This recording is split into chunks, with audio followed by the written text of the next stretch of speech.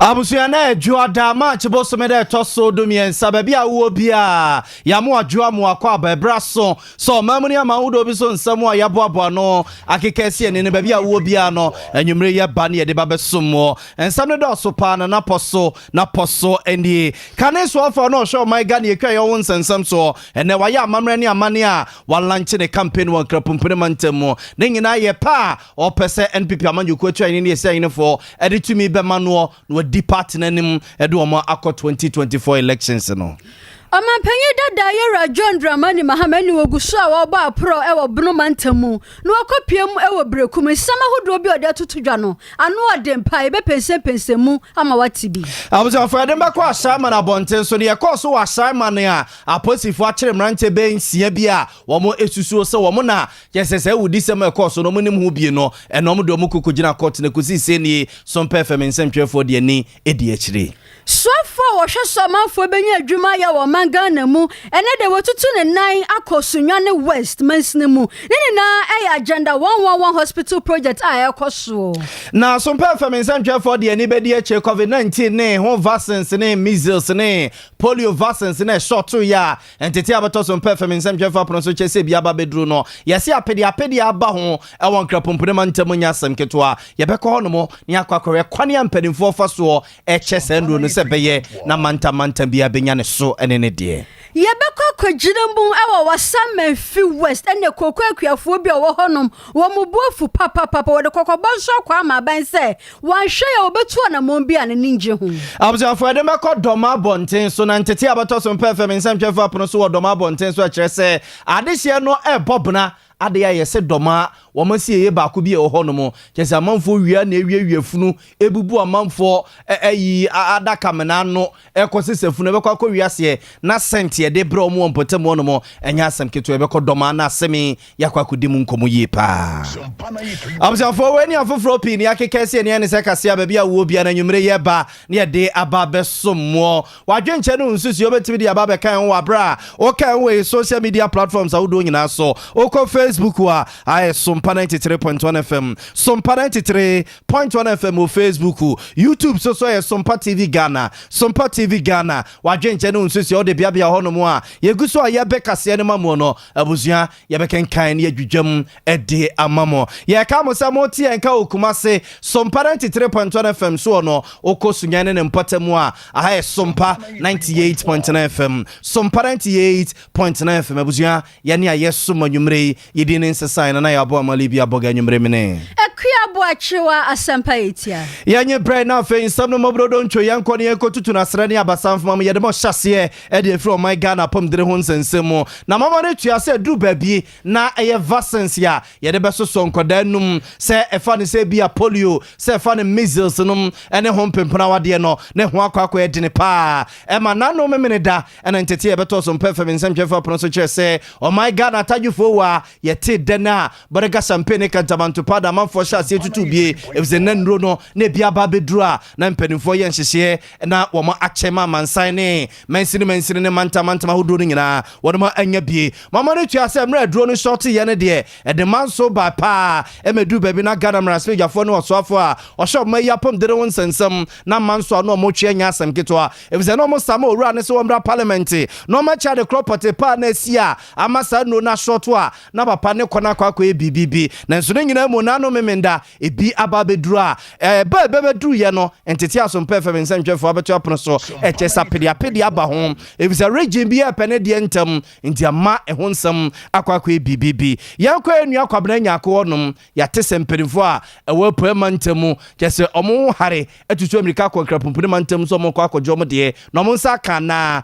kwabena nyako de nani edi akire kwabena ma joy ya nyamni abema majirma di sa ho ye nakopona adomode ache na mpanimfo ya apom de so poema ntamu a omututu amerika konkra se omo kwa akwajo mo ru no omo nsa ka omo de ana minua senia wodi atudwa no obepie mu no poema ntamu meka se nakopon adom eye vaccine no omo site mi aka omo de senia ebeto dwa no epepepe enano ememe da beto dwa ese mantem bia mpanyifo ani ambre a mo akoko pie mu e waso ye hwe apomde ho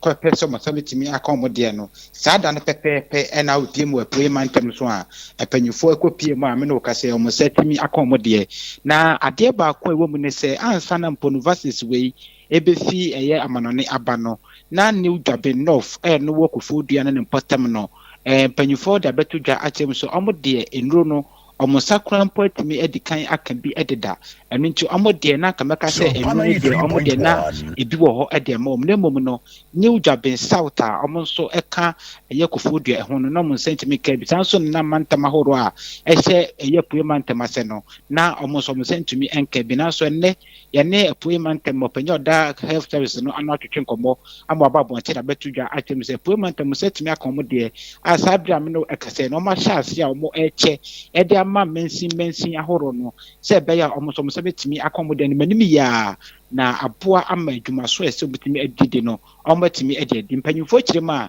sabre esa se edu no ho kwatwe kakra enje no eho behia se aba no ni manimi ya no betimi ache ne ntem na akọ efam na aboa ma obi biara a ohia eduro ni benu so no ne setimi akabi ene nti wafa kwanya ne so mpanyimfo afa kwanya ne so ede ato Ghana fo dititiro anim se adaworo ma se bia embre kakra bi atwa mokono okwa yaresa bia ema panyifo ka cha se eduro no ebi ndi ho a san wachi na san yakọ esan se sadam no kase ne de o ma hyase a mo achichecheche a mo gidi ma papa se ade enche no de na mensin bia wo apoe mantem ha no omo setimi akomado na boa ama eduro na ho kwatwe ka betimi do haw aba no ne nyina twatimi atwa yekoso ene Ghana fo bi so twetwe komo ebi so mo se anye bia no eduro no koye no ha ben ne de bro mo sabi so aba no so ede no mbeka bebe na twem se sabe no mo pa ne se eduro ni bibe wo ho a se omo hia bia omo sabe timi aka bi ti sabri a aba no ombe se omo so omo ma omo hia sa enduro no ombetimi do makwaya sabia no matima kokwaje sa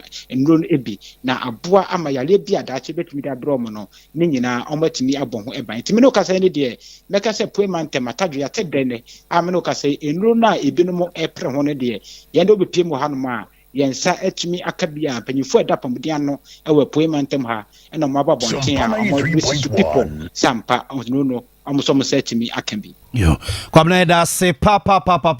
koso a na fu ani edi akire ne yawa akire bia ne yebefra to bia no na wama yaso ate ye free kwabna nya akohoi ewa poema ntem eastern region ye mfa momra santema sei ne enko mpanimfo a omehwa pomdere ho nsensem so wa santema so matena ye ne enko bisa sa asante omonso so womonsa ka womo enura na ya wono ma hyase mensin ahodo wa santema sei womo edibi ko hono ma na ye nua kwa mredu eno de nani adi akire e wa santema ntemu ye nkone ne no nkodi ho nkomo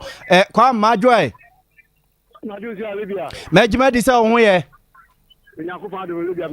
boy nkomo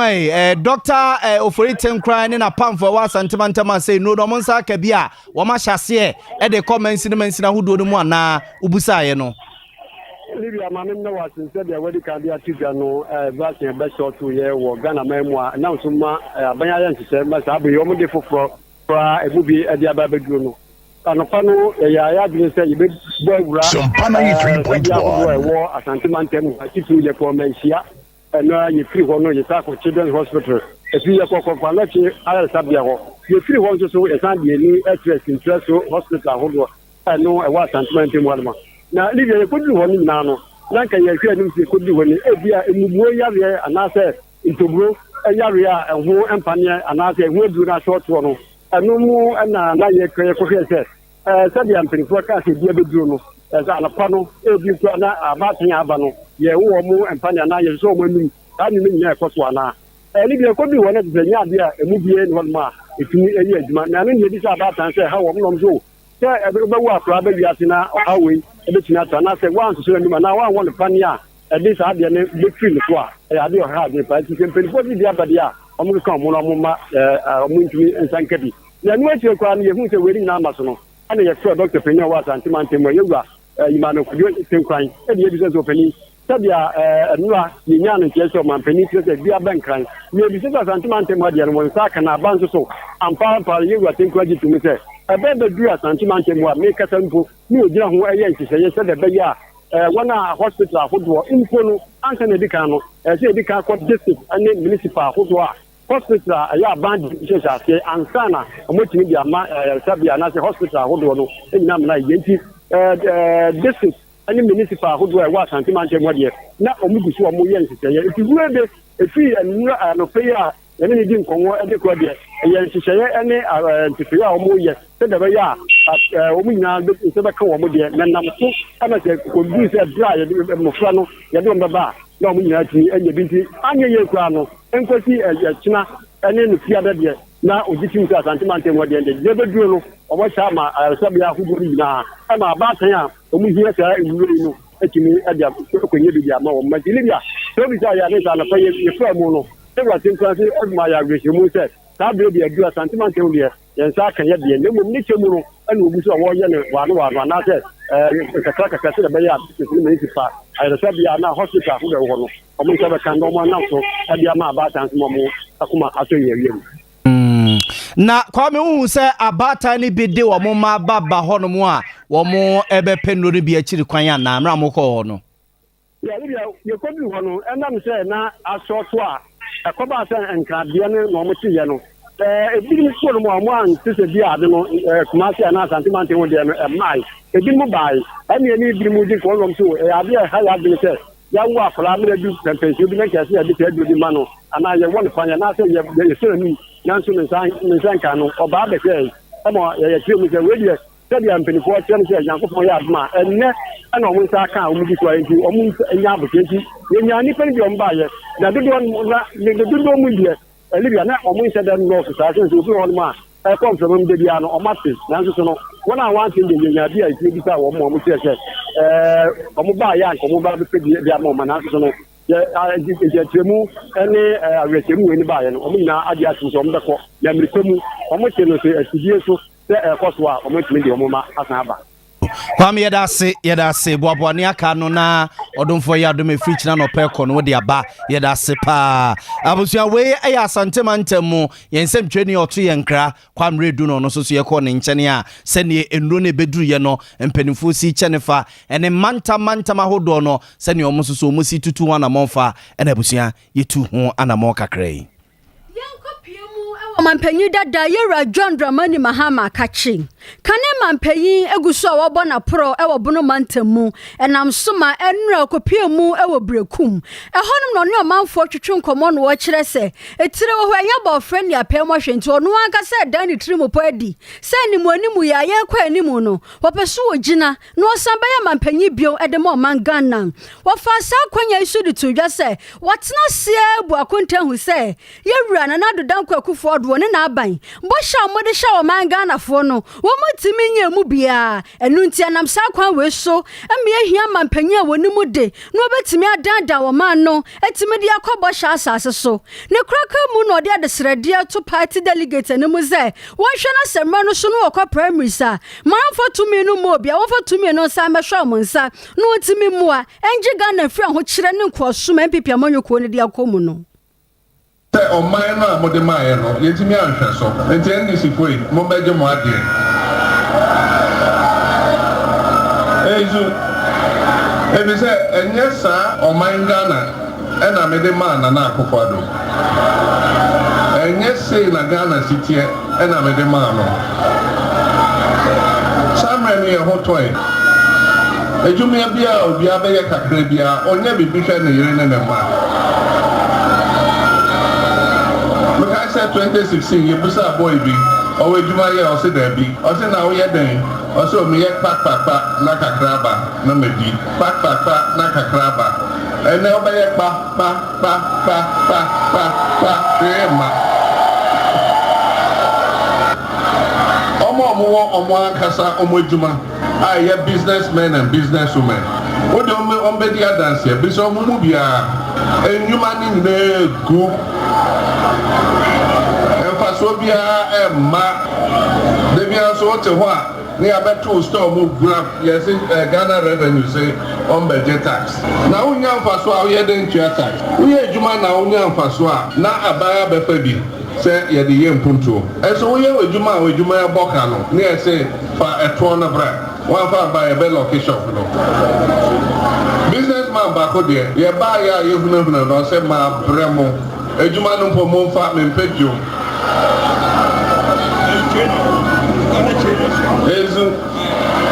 bebre ana omo ye ejuma ene omo yomo abefie the time I kuta Ghana na your banks ahodo bebre you from crack. Nanado, any new finance minister by almost a banks no, almost a casem no, and see pepe, and see ombegu banks no. Why yera John Dramani Mahama man penny dada ne samo de two Johnny B wa bra oba pro e wo bono mantam no mu amusia fe no abeka ho aye ka mo se Sompa 93.1 FM enwumre no nsia kase ana nsano bia wo bia na yeguso a ye de ema mo star bia no wadwenkyere eno nsusu obetimi de ababeka ho abra wo kan we social media platforms a wodo nyina so oko Facebook wa ha Sompa 93.1 FM Sompa 93.1 FM na YouTube Sompa TV Ghana Sompa TV Ghana wadwenkyere no nsusu o de bia bia ma yeguso a ye beka se no ma mo no ye beka nkan de amamo ba santimantama se a Aye, Sompa 93.1 FM and a Bruno Ahafo and a Bruno is an important na associate Sompa 98.9 FM Sompa 98.9 FM Abusia yentwaka se no so mamoni yemfam Freeman Peneda da John Dramani mama nensem no mo yemfam kwa Simon Abonten so mane musam ne yakoso wa Simon wa bra soja ne branch ya mu no a owie soja kra ncheye ya soja uniform wo se yakra no na aka akra bi no wonya afe na branch eja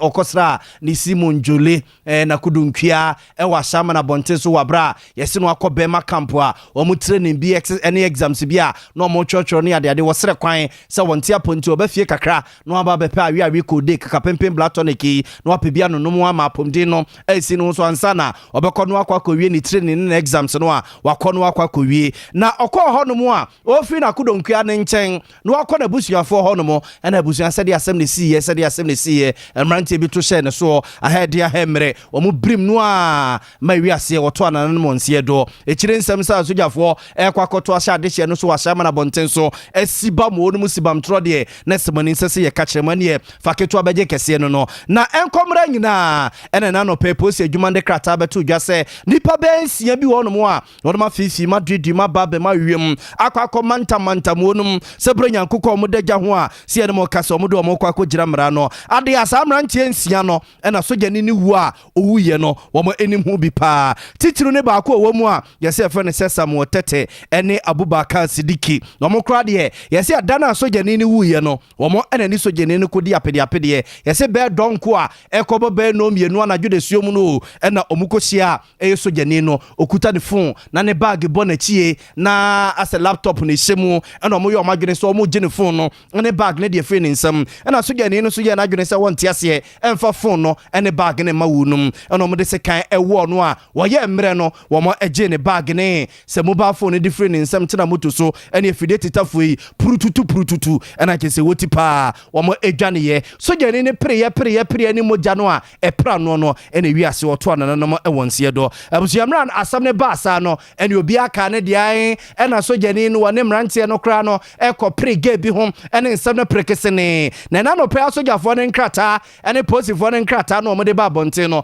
ene kire ensem no mu ya se ene mo kasei wo mo adu wo mo court ne court tena asam ne so apututu no court no court no ahye ne sesa ni pensia ne de wo mo emo mo belia enye ye wo mo adu wo mo kwa akotwena police fo patwenem na police fo anya adaje ahwehwe nsem no mu afefi nsem no mu ye ansana so mbesi gina ya ma court letima bu asem no a wo mo atimi ebu asem no na busia nemra asam ne court no na eja so perfect nsem twefo pens medu kata remrante ye ne se yen company fo ma bene eba no postmortem ene ho nsensem ho na yen kobisa wo no mu se sa postmortem ya aposifo de akwakoda court a court ugina so de di asem no eba sa no ya na de ade pa ne komu e soja ni nemra wu ye no ebe bebrebe ebisi oba ho ntia ebisi kyeso ne boys bi kura o case de da ena kyese wo mo unfinished business wo mo e de ahye ne musa enti postmortem na be kire say enye sa na eti enye gele sem ene boyfriend sem ene nam so ma so gene no wie ne mum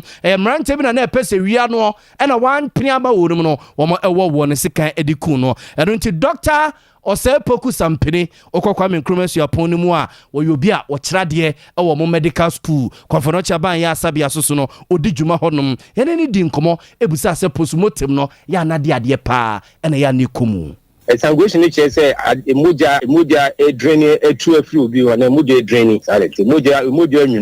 me fancy muja na cat into the muja and I say I did chow and I say I did war into the muja a muja was a muja war a war cavity sorry a war blood vessel and he say P so muja P go and it is a bibina I say bibina actual chimawo yes no yeah just if you say cat and I say bibi chow the nipabia which will be an muja o mube say fan say biatwa me 5 at least also nya biatwa 5 moje wo mu say nya biatwa be 5 say e be free so more than maybe half kra na say am fa bia replace no obewu well it depend on quantity no american say bia free so na your half na say quarter bia and the betimi atake time kakra nsa na bia di bia abe kan ha ma watimi atena na say me fan say wono die a me fan die nya example say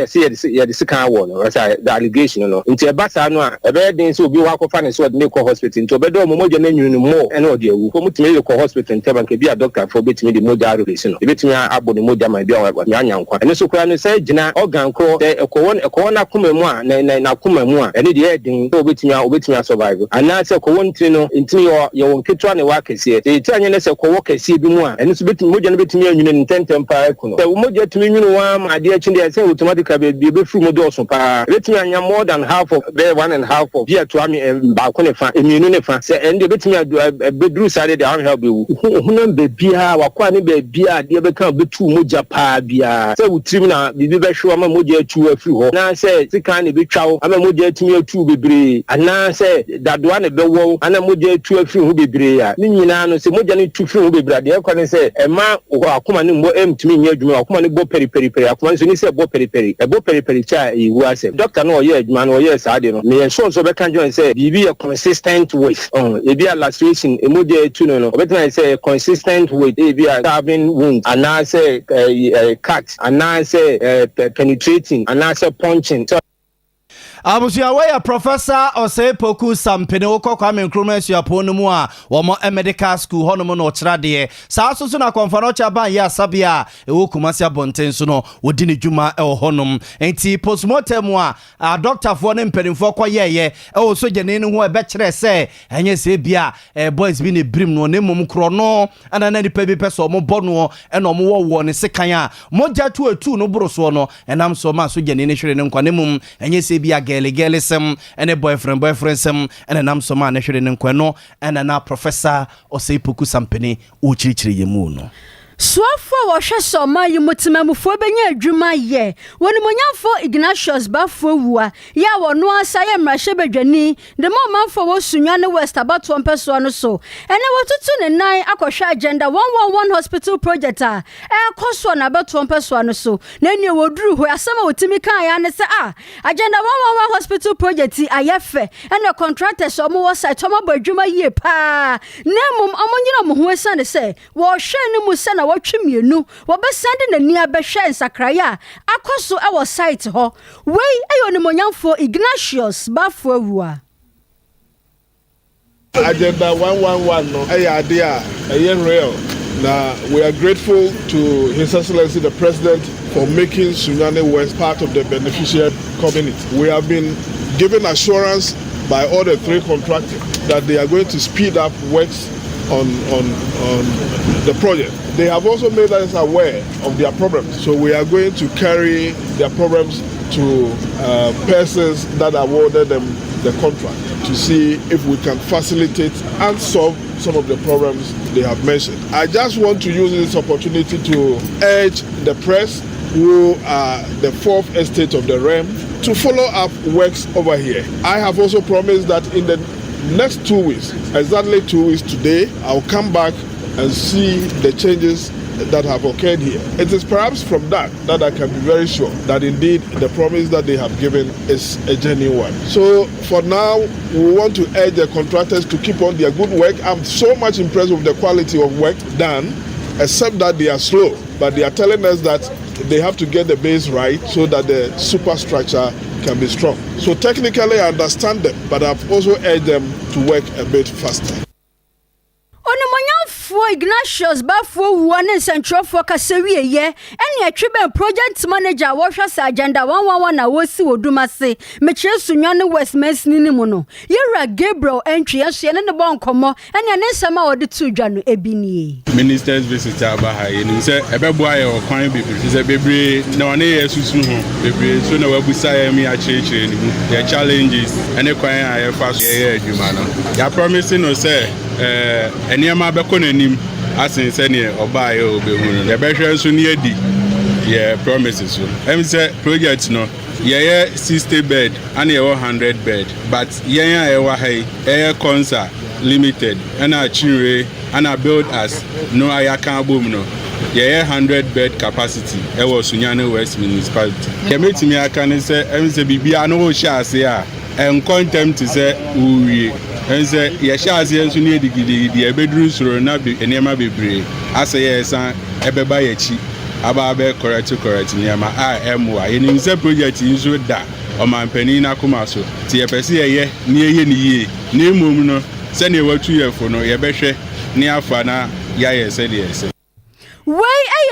a Gabriel entry project manager Edema Agenda 111 I will see I will do Master Sunyana West about to Peswaso. I was young from free Sunyana West about to Peswaso from Canes for no show may ye cry your horns and some so Natana ye doctor also free Yakutu Papene why am Mamrani Amandia or UPS Abonteso Crapum Premantemo Alanchene Campania what they send people you couldn't try any saying for someone for to me mano na only him Franca and for my MP you couldn't form Kunkum de Kwaso 2024 elections no Ghana Madishe ye lazy butu near mium aquacoto no na nsem nyina say try any say for MPP aman you couldn't see say said your madana prawanama baby abefa bia and no more we break the 80 na say 80 no person mu breaking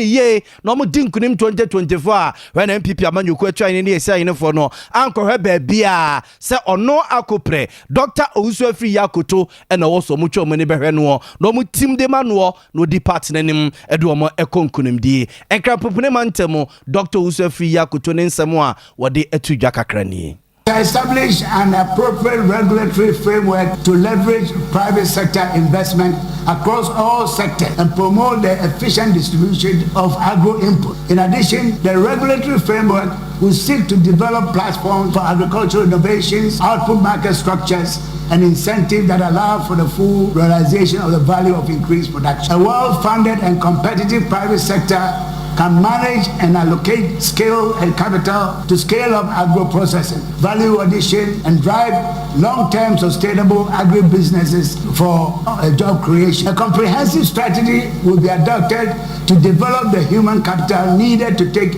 innovations to scale along the entire agricultural commodity chain. This will include farmer field schools, demonstration plots, development of agro-traders, training of agricultural extension agents, and value chain actors to improve efficiency. We shall also support social development programs aimed at reducing illiteracy among rural households and farmers to increase adoption of new technology. We shall develop curricula in our educational system that shall equip students with a mindset, knowledge, and skills for agricultural education. My overall vision for Ghana, agriculture-led growth for transformation of the economy, will be achieved through innovation, value addition, and entrepreneurship for self-reliant, wealthy, and a healthy nation. In the next 7 years,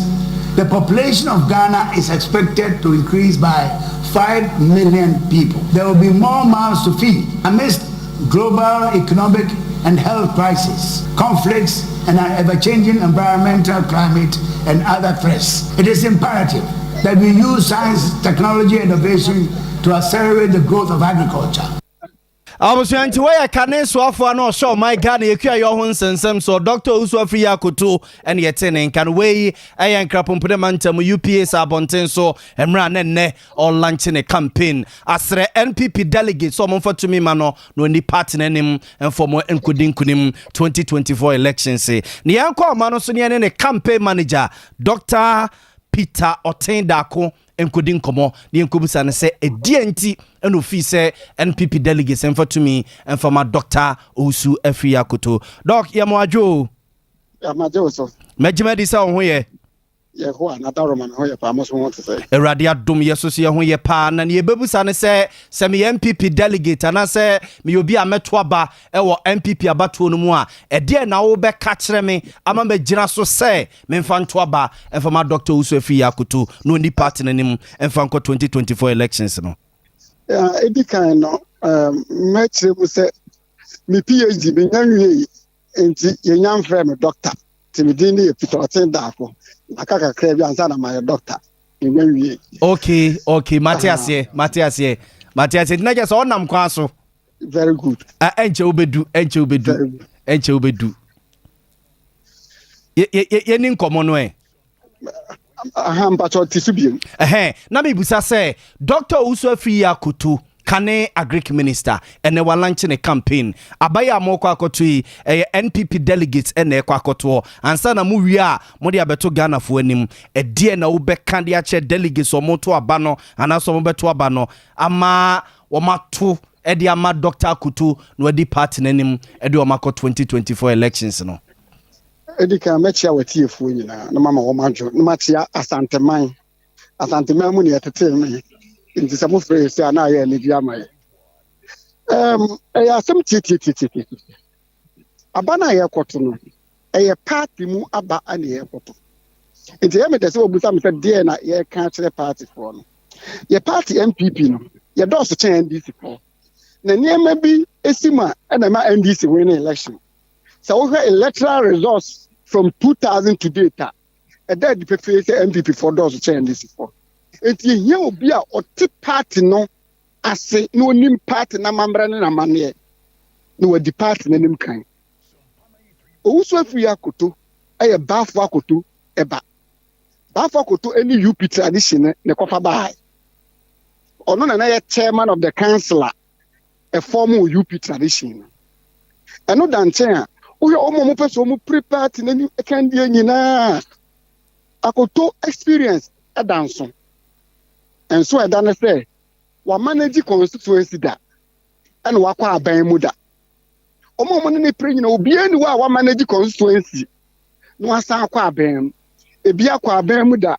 but omo manage constituency da ebi so manage constituency da omo nkwa aban mu da we ani ade a eyesonko wo no ana no da ne nchen a ye ne party fo ni di nkomo a eniema ene nsesan ya Dr. Akoto peso de back party ni mu no ene je mintimi fan tudwa wa a party for no enim se eya ade a edi nkanya ene ahotoso beba party din pa eno so danchen a na nisu ade hu na o ma o man Ghana no eno so ya ade a ene ode atudwa atere Ghana fo nyina ba bia mpempenso edu no obonika yi se yehia courageous leader. We need a decisive leader and we need somebody who is competent. Se base akokoduru a akoto akokoduru obi ntoto no e base on taking decision o taking it once on hwena ni hwena chi we think so answer no ha and the case obi onim adwuma yeso a record ne da ho se akoto ye kan defo eniema we na yes party for so omuma akoto me di party na ma pro bom minim se mo party ni nyanye muntu honum se bia mo nkofa form so kra na monye campaign de but at least obi beka ne se mo ne delegates ni didi nkomo mo so so ma ho de hwen kakra ebuza se bia wo kwa o mbeto amu na nkomo didie mu no ekoye de delegates no tie mu ye party for pensem biate omo pe nipa o ye kodru and omo pe aniswade hu enema miensa we ene ye de na dia ti price for no enti agro ne form ya adwuma wo form papa Yate openi Peter otin da ko yedase enti na je se ne wo ka de hwie be party no emfa date mra na bato no nhyehyɛ so de kwan bia so Dr. Kuto ene be flag bearer de am MPP amanyuku no and the whole plane we plane fa and there the PC so Dr. Kuto no be party na nim yo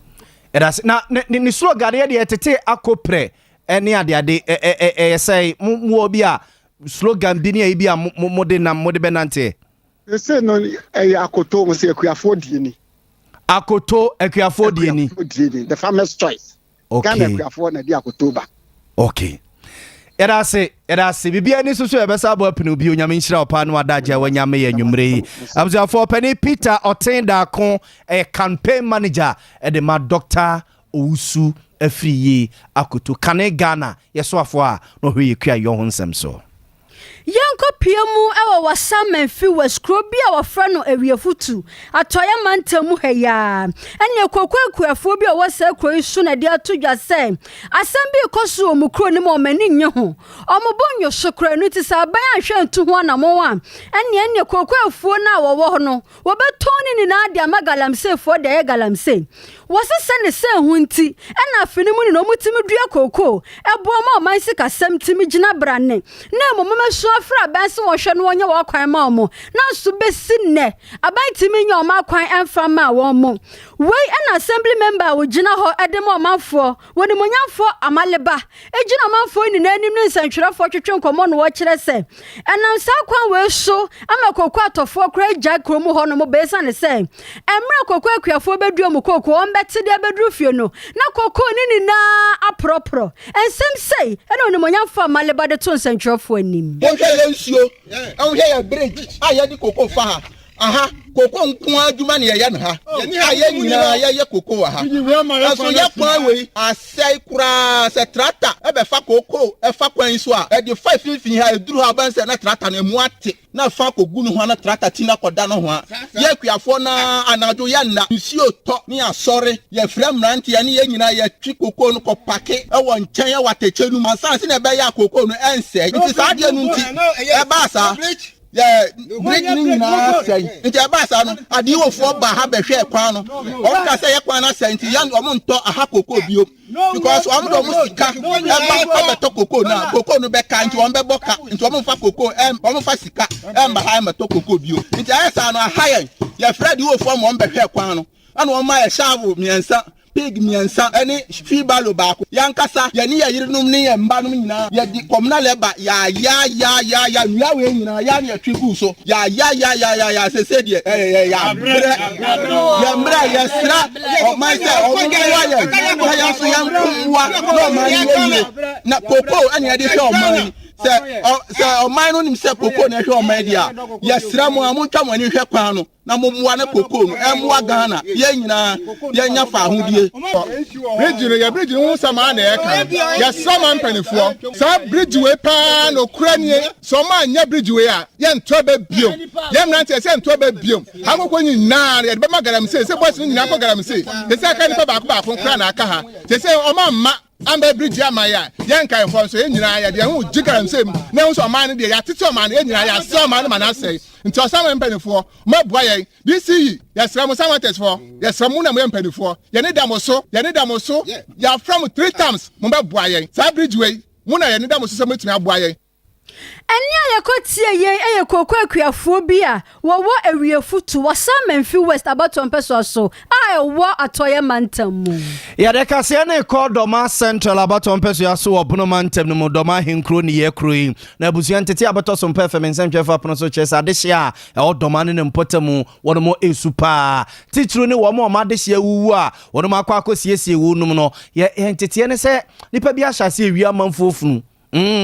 Doma ne mpotamu on se adakamna no makwa akọbọ no a yakwa akosie nipa no ene tituru ne fresh fo no a yekosie ne be weekend ni adede no beko no na amanfo akwa akotu amna no ebi asefunu no mnim se bia mode agapade kakra gumu a no mo ayiyi de ko omo wie susu a amna no mo nkata so enti ama adehye won potamu no nyina no ebekwa akọwiase na sente a eba na enye sente pa omo tena hono ma entena enam so ma assemblyman won potamu no mo ono abo Thomas Insiaya so Sompa FM nsɛmtwɛfoɔ ne di nkɔmmɔ ɔyɛ assemblyman ɛwɔ Broni Asia electoral area ɛwɔ ɛyɛ dɔmane ne mpɔtam wɔn yɛ di nkɔmmɔ kyerɛ mu sɛ nokorɛ ɛyɛ problem baako ɔmo fam ɛwɔ mpɔtam no mu a adeɛ kyi adeɛ sɛ sɛneɛ amanfoɔ funu nipa tuo ɛwɔ mpɔtam no mu nya asɛm ketewa ɔmo tu funu no susu wie a neɔm bɛfa ɔma fa kɔ adaka no ne amana no ɔmo nkata so yi na adehye a ɛwɔ mpɔtam no mu na ehunu amaneɛ sent deɛ ɔmo hia bi paa na ɔtwe kakra di ɔne ba bɛte dɔmasi yɛn sɛ ɔyɛ ade abakurom paa a sɛ kura no ɔsaje for Dr. Mambadu ama yɛ new site a ɛsɛ yi aseyɛ ne kɔ nti na no yɛ wɔ hɔ abɛfɛ sɛ ɔnabo na mɛsade nkɔ yɛ a amu a ebi sɛ biribi awu a bato baabi nya to a ebi sɛ bi ɔkɔ gyina fam ana sɛ ɔbɛkɔ Nyankopɔn hɔ ana sɛ ɔbɛkɔ Ujapofo no amu bi amanfoɔ batututiti amu nti ne yɛ ni sɛ ma fa no yɛ nya bɛ du ɔkɔdu bɛ sɛ ne aka no ɔkɔdu ni saa na ɔyɛ ade a bɛ 2 years bi saa di kuro ya tie dɔmasi yɛ hɔ ma dɔm ahemfo na polisi fo tu hɔ na mo ne asame member tu hɔ na mo ma saa deɛ ne ba fɔ nkakra ɔne na ano asena bai na ɔyɛ ade sɛ ubɔ ni bua amu no bɛkɔ no abubu amu no ne uhu sɛ adaka sima na sɛ adaka sim wo sɛ nipa bi wa betu amana na bɛ ne tia na asena gu so ho amba de ayɛ ngɔ so ne saa concrete na gu so saa amu no bebubu no wo so abaayɛ ba to ho tai wo so bɛkɔ no baabu no nti wo duani hwɛ ma wo timi sɛ ba bebubu no bɛ pɛ nipa bia o bɛ pɛ kasa yo enti nkyerɛ Abusuanti waya assemblyman owo Broni Asia electoral area wo domane ne mpatamu Honorable Thomas Yawinsia ena yete ne nkanona wamana nso enu ache na Sompa FM nsɛmtwɛfo busa ne sɛ na esie ho no muni watchman wo ho muni security bia wo ho no wache se bo menu ayabo amane ye obi wo ho no mo watchman no ho no mo wu ye 2 weeks nie yes wo mo the application no je se o ma ye vacancy obi a ma application obi kura ntwro ma ena mpɛso wa kyerɛ sɛ adwuma no obɛyɛ asa no anaso wonye ena ma ade na ye dene ama wo no mu a bɛ na wɔtwe mienu no de emrante na te asim wo no mu a esie ho tuo no mutu amanfofunu omutu wie suso a omo enkata so ama sentia ekumo mo mpotemo no no enya asem ketwa dɔmasi yɛn o security wɔ hɔ ɔn so bɛyɛ 2 years yɛ di papa yi o film no sɛ yɛ adwuma na ayɛ bibi sɛ bi ɔkɔ ya na osuro wate aseɛ nti ɔban kansa ɔkora mɛ ɔban kansa member ɔdɔma assembly hɔ bi ɛdi yɛn nyɛ toto fɔm a yɛ pɛ nipa so yɛ nya man bi man yɛn afɛ ne no ka ho asɛm a ɔno kora no ɔnya adi ɔpɛ so di ti so yɛ papa na ɔda si hɔ paa deɛ awu bɛyɛ 2 years bi yɛ aseɛ ɔno deɛ ɔnya deɛ security biara wɔ hɔ so tɔbɛ kan yɛ asɛ wate sɛ ɔsaje for the kuroma condemn for being free ha sɛ ba bɛtotɔ condemn no wodu ɔni bubua duani sistema wo duani ko se condemn for beso ebi say condemn for ebi ba nu bone but asem ko an bet do mama ni ha beji so to say that what you say wo ha ne da say ti just ko ba ko ba kukuru da say be de ko report ni ya de fa ko this one sistema ba kwa do wo nya ko se condemn so ya da so ni se bi lo pe bi ko ni yankuma de so dia entimi kire Abusuanti we assemblyman owo Broni Asia electoral area wo domane ne mpatamu ne yete se wo cheche nsem de kire se o mo watchman no be 2 weeks ni o eno wu ye na vacancy aba o mo de yikura samboard abobo dan ho se o mo pe watchman ma na akwa hwesi ho boys wo bi ani nyi ho ena ma condemn for no o mate asimu asie ho no mo a o matoto condemn wo doma nyina ma se de efunu condemn eno omo toto a amanfo funu makwa akosiesie omatiesie ho no mo etutuo esesemu ade a ewiase so omo nkata amena no so sentia omo ete no ho no mo no enya asem ketuabuziafo asemi ye de sim fensi ne etutu akwa kochiri tutu kochiri echiri besa akoso ne ye de ho nkomo yi pa Sompa anwumre kase abone aguso a yede som na busua mrahye bedwani ya wogire mu de ma omanfo wa sunafo south odemonyamfo Eric Opoku no ode atodwa no wosere ne manfo se wonhwe no mani ana hopa 2024 abato ye bekomu wode sansam yitudwa wabra wo hia ne manfo endi se amanyokuo ne ma e wabra nsantwefo nso kopie mu hobi no obi sane se wonemonyamfo hwerema be na atwetwe sa anwum yide bai na sei enoche mu de kyensantwe NDP Libyan 2024 yeba win election nemo makaya de ba kope ade aka ne se obi a opeso win aba bia ansa okoda sama win ye tuma nkra o metu awia ento so obi a ba bontene ho de ye dey obeka na ye nyina ye yese ba ya enwonyam nyampeso de hye NDC no ye nyina ye sabetu aka na me bom kokobi ne obi a ntie bi 2023 Nigeria fo nche no moto aba aban na di akonwa no wasan win bi ana MB for ka se Nigeria fo break 8 bia Ghana so metu break 8 8 Nigeria obi amreki 8 ho Nigeria de akosom say aban na ofiri so a we baaye no onu di mfie dunsia e wa akonya no so onu di 16 years aban wo so sesi ano afa no akroso 8 onya nu 12 no kra e no akroso 16 eti Nigeria de utwa mu 8 amreki 8 obi amreki dada gise udi bu 16 e na baka so aye de obi anya den enye bi da wo Nigeria na mu made a omo ye ma aban no san we ne ye no ha na bezo obi atie ni aban na oti akonya so no for Nigeria e friend APC e na opposition party e friend PDP enti aban no hu so obelusu enti de oye ne se opeska e na okowura opposition fo nim e na ma bisika e ma bikas wonso kra fata so di president unyina bi gina na gia de e ho na opposition ni ba akoso e friend Peter Obi e no se mateme ho makoteme so party me so be je president ni bi adi e no yi members ni bi free omumu e de kote ni party no enti we mo ye campaign no so na mcha e ye campaign no masa ko mu ni pa foforo bio won so ye dey to ho no so atere ho enti opposition party no emu cha miensa enti etu aba no bi no miensa mo hwe vote omunya ye ba kunya 6.5 ba kunya 6.2 e na ba kunya 1 point something okaboma o miensa nyina vote no e 14 million e na ban not yakonwa so no onu nya 8 million na je say so ma nche omu miensa en opposition for the away ni ye tu aba no wie pe NPP general secretary trekata and o de kobo aban na ba say why ade te watimi anwini na mo kwaya mo fa so wini ye no yenso MPP yesu ya wo Ghana ha yenso ya de eba wini enti wo ha na obi aba o se o me so abana ye beto be se me ne ma magina bi onu anim say abana anya de because constituency bi abeko bi aye ni no na why pa na anya sika bebre no ko gina ba onim say aba mi ko gina melusu no ase me ko tuska na bukwa na melusu na dwe Wayo ni moyanfo Eric Opokwesuna for South Mashebedwani no pensen semu etu na manfo for so wonhwe na 2024 abatu eda yenim no womma wani na ho ya de mo fresh na fo ne empata money ya de maba santemantama sei na yakobreman abonten so se yetie for pa atwede amponyankrompon ba se ya de mo hata mo nkumachi ototorobo nso otonso ba wi obotantimo a wade jafa dem no mo nkum gire matata ehira mo be ka hye ne so abe na wotwemu wani ene beto dwase eye akwada bia wadi mfie bedu no ba ko ensuo afa no breman potem ho no mo ma chese na akwa yare hosem pa ensuo to last week no akwada ba ko ensuo eyiri fa no chese na bisi na kra na busua ehu ba bia akwada no wafa bigo mu hu se ensuo no de efa ne de ba se ede ne koto a bia asumesi anaso bentene no na no so wasem akwa ye bibibi na enumu a ne beto dwase akwada mo makwa ko hu akwada bi eda ebua kwata bre ene ne mpotem ho no mo a ewo atwemanwa bieja ho ema efiewura owo mpotem ho no na bonsu esoso ekire se no kre omokra do mayi aposifo su tire deda se akwada bi ensuo de no aba beto wo mpotem ho no mo a wo sa aposifo ebefamu no enti aposifo so de ose eyoyo ebe ma akwada ne mu so ede ko konfono cha ban ya sabia ma a doctor for konfono cha ban ya sabia so agiemu no ede to hono mu a mfifi mu ne mpensempense mu a oso mo ye wo ho nyina no na wono mo ye sabeka hye ne nso a sawe ho sem ye siye no ye si akwada ne mpaboa ene frito nsuo nim ne chele wateu ene frito nsuo nim ena no ofiso obetimi akoto no wafa chele no ede afri nsuo nim wo koto ama chele no so ede afri nsuo nim no ena baabia na ogina no se ne ho toro se eho na na emre ene bugu ne gumu o frito nsuo nim a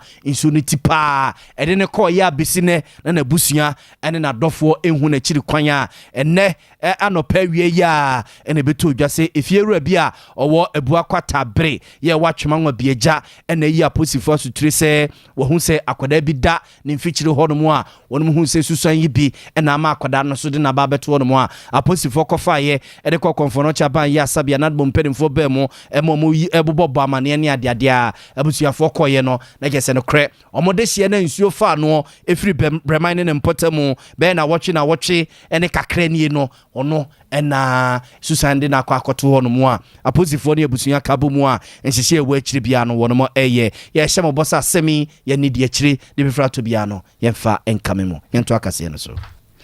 Mashebedwani de mo manfo wo atwemanwa bieja South constituency oni monyamfo Emmanuel Ejeya nhwera ya doye kase ede akire to senior high school ene career sectech no oni monyamfo ekire se enwomesua da na koma so paanu nti wakwache omo 400 energy bulbs ani na wo de sanokwa enwomesua da na koma so se ne wakan ye no na mpanyifo hodro bia wodi nachi ede omani monyam ekota nachi eyo ni monyam for Emmanuel Boatin ono na ya atwema wa Beja South constituency MPP chairman na oni monyam for John Kwame Duodunsu wo hobi Sir John first vice chairman any party executives ahuduo bebre yene oni monyam for Emmanuel Ejay Anhwere atwetwe nkomo na sei na ode to yen central for enim the mechanic say be fish as MP school na ma medium be beginning school you here they needed facilities near there we be the MP for 2017 near there to say me buy na ejana kra omuni ejana wa ha no mo me to na mo get fund adaroma we can yenya ejana mienu mbema de ene mba de besides that no so kra no me buy na high street lights ya den betwa na mo bidi bebre abaha ana so bidi abaha eni de use no dem ne ka ho ne ade nyina aha de am say me boa me twa na mo as MP boa me kakra metimi ewo o se ne be addition no e be koso wa ha no nti ade ka mi say Nancy Sila am de buy no ebi ahyehe ebi ewu ni ade omo hia bi no mo san de request ne buy na ma me epe bi am de buy nti me de buy a e de ba say bobo school no say school so so de enkola na mo awon ti mrantie no ya na exuberance no ho bebi o esum no na bo na e ba ho nti say bebi a dormitory boys dormitory na say compa light wa ha dia me fi say be boy school no bo addition so nti me fi me de buy say be boy school no e wo omo de me buy 20 of the buy and domestic one so you bought them so 200 any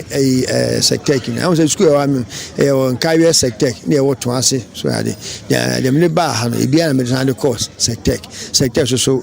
demo bobby use no and no 200 and street lights so 20 sana me the buy no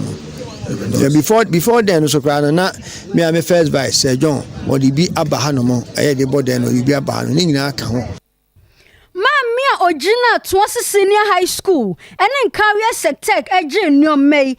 Mammy Juliana Esel Kujo no and I atwema wa bi agya nwomesua kwankyerefo sei e no kyere nani so Sipa yamnyinyi NMP Honorable Emmanuel Ejay Anhwere on na MCE Michael Amwa wobo education papa nyenyi azra wezi campo wazaba na light no so wazaba so bobo en papa osando odwinbri na seba rounder there were a lot of dark spots around nti kania wazaba no bobo en modern fa aha a shine papa ama bibi po kodo osuma yetum ehu pakro no papa edanu yampo omde na ka ho Okama is to cement 100 bags of cement each to 2 schools. Yen technical school, na yen basic school, school infrastructure. Also oboyin ma only good shape no po ya ka chen also be say ni nya ma hen. Here ye hwende nwima wa infra mo bokakra na edando apa nti ni nyina ya ma na swat. John they also one build good relationship with one MP no one MC. Ama sabibi here the was bobo education mo akodo district wa bon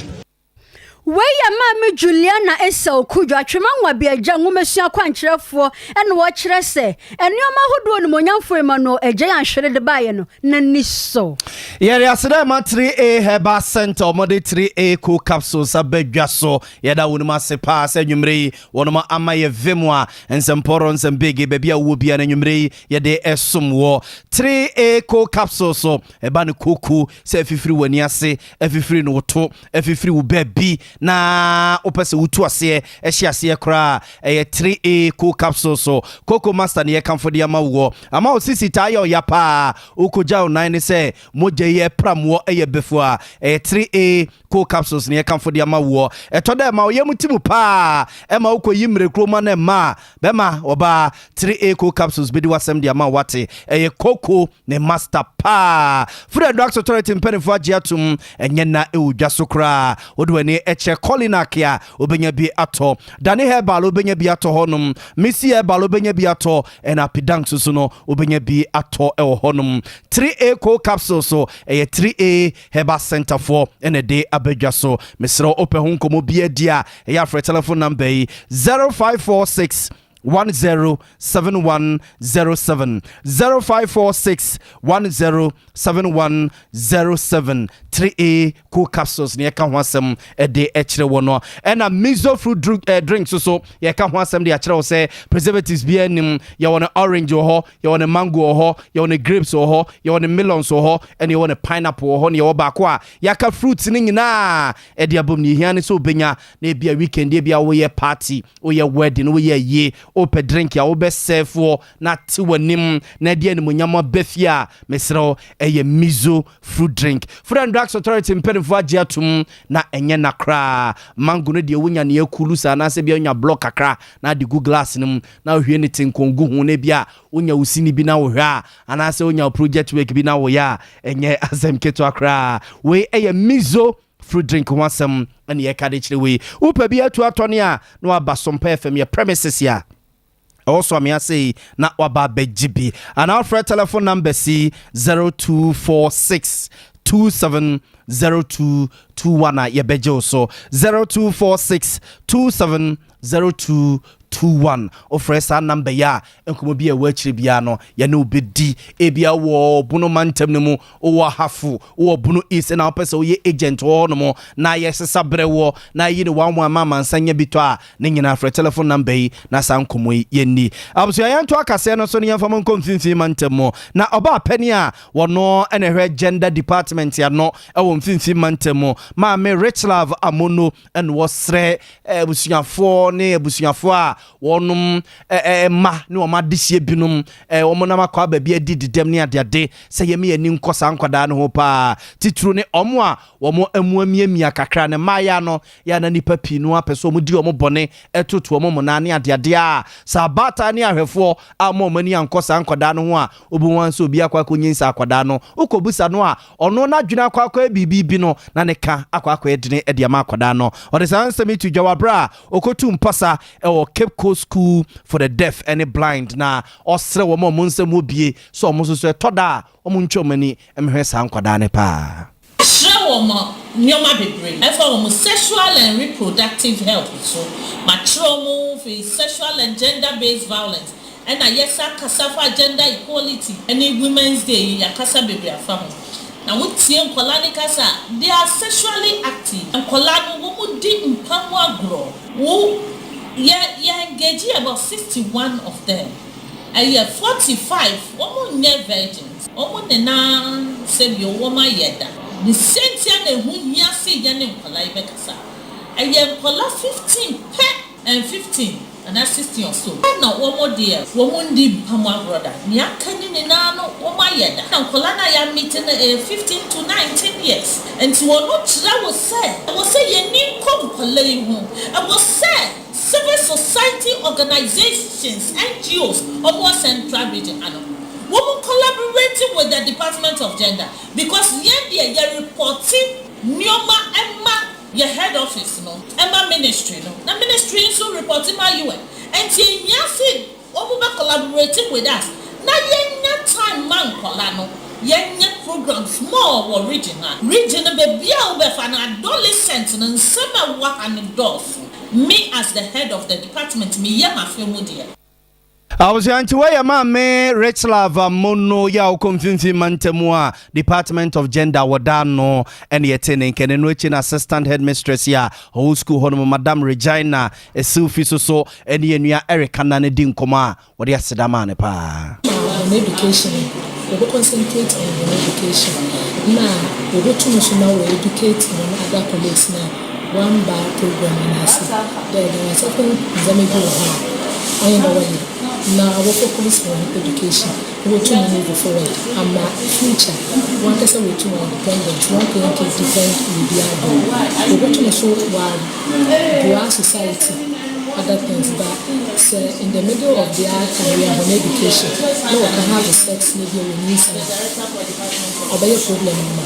no obey a bed in society so society maybe when you BBR we to offer rather than one more no the work back over the society wa brother papa my there is the water over back or about the education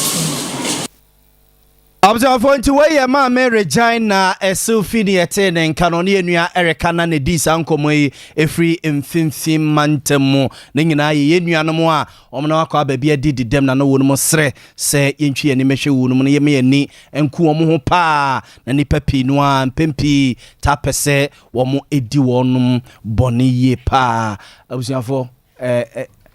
me ka bone ya ye wati we bone no mu kodi wonum wati ase no ho asem ena meke absafo yanke ka mo messages kakra na fe yen sori makufuri na pamfo metwa so enwumre okay bi no hono de ayenkoi na ne me papa Bishop Justice Agimandua Christ Healing Church sofu peni atwema kufodua me mana jo anwumre Sompa FM enwumre news die want to turn us cry and Sompa TV want to see us Bishop Justice Agimandua yeah, Christ Healing Church sofu penny Papa Christ asumdwe nkan asem de mpeni pada ohun nipa nebe penu asem umetrase kofuri ede na pamfo entrase na fe anwumre asem a MP nipa da nipa na da bia opene ho asem no omonto asoma yen asedan koma Sompa newsroom sunyan Sompa newsroom Kumase Kukua akosia sumone chinchim fidie ne de ma yen na ya Grace ni team ni nyina afieji wakode ya da obi bia se yesem for penny asante ebo a Benedict ono na nsemi osem ma yen ma ba bia wo bia no anwumre yetimi ba ye etimi ebebiye ede emamo mede de ya bo amalibi aboga anwumre mene akua bo achiwa asempa yetia adamase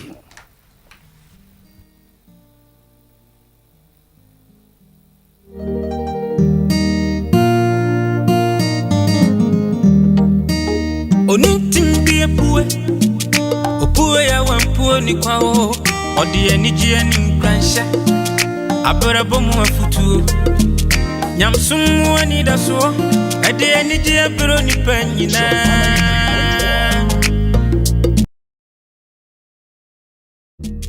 Sompa ba ebe sunima Sompa TV yabo Sompa ba ebe sunima Fawa fide no to Sompa Fato Sompa TV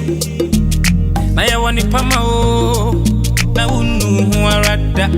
efisa gudie munsemo ubenya abrabo munsemo ubenya nyamsun munsem ubenya aniji munsem ubenya